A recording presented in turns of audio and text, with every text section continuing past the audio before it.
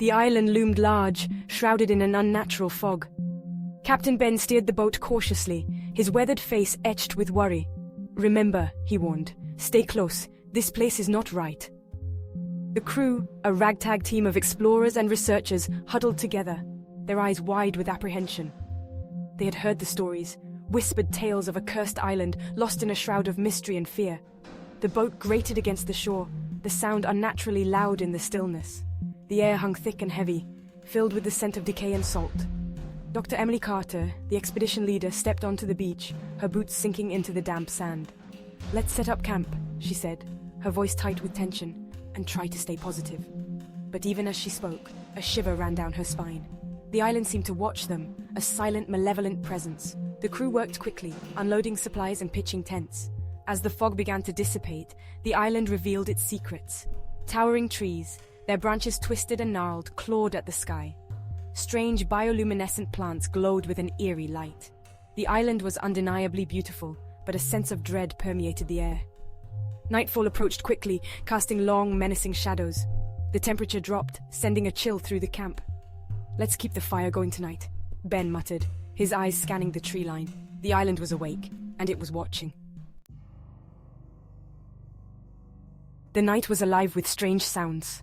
The wind howled through the trees, carrying with it whispers and moans. The crew huddled around the crackling fire, their faces pale in the flickering light.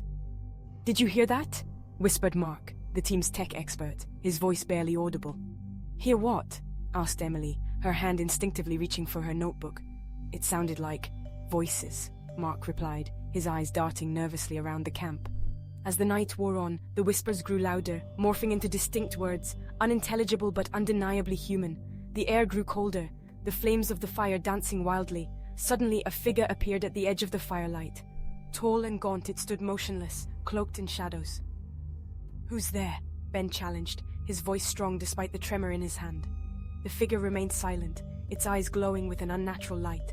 Then, with a gust of wind, it was gone, vanishing like a phantom into the night. Panic gripped the crew. Some wanted to flee, to abandon the island and its secrets, but Emily stood firm. "We can't let fear control us," she said, her voice shaking but resolute. "We need to understand what's happening here."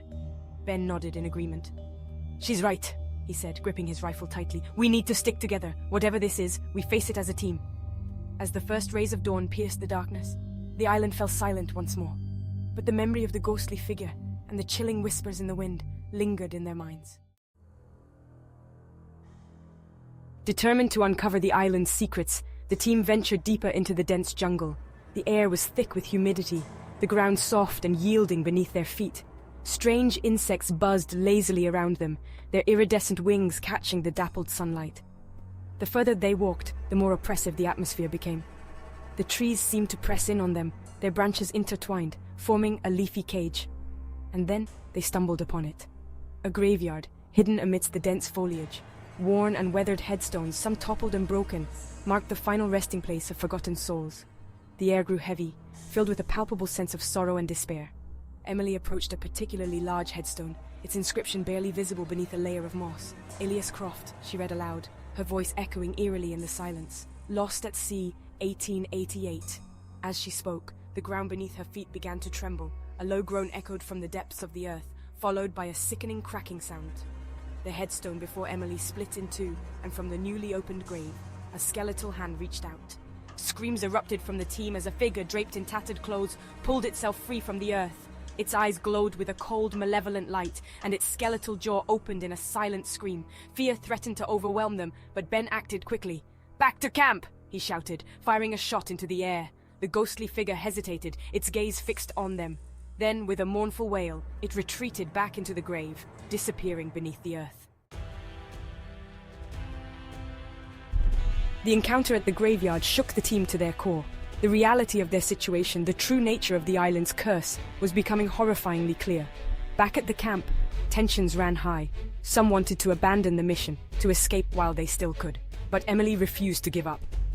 "We can't leave now," she insisted, her voice firm, despite the fear that gnawed at her. "We've come too far. We need to find answers." Ben, ever the pragmatist, nodded in agreement. "She's right," he said. "Running won't solve anything. We need to understand what we're dealing with." The decision made, They spent the next few days researching, poring over the few documents they had salvaged from the old ship logs. They learned of Elias Croft, the captain of a trading vessel that had vanished without a trace in the late 19th century. They discovered tales of a powerful artifact, a cursed idol said to be hidden somewhere on the island. But most importantly, they found a glimmer of hope, a ritual, a way to appease the spirits and break the curse. As the sun began its descent, casting long shadows across the jungle floor, they set out once more, armed with their newfound knowledge and a growing sense of determination. Their path led them deeper into the island's interior, towards a series of ancient ruins marked on their map. The jungle seemed to close in around them, the air thick with anticipation. They could feel eyes watching them, hear whispers following their every move. But they pressed on, their resolve unwavering. They were close now. They could feel it. The secrets of the island and the key to their survival lay just ahead.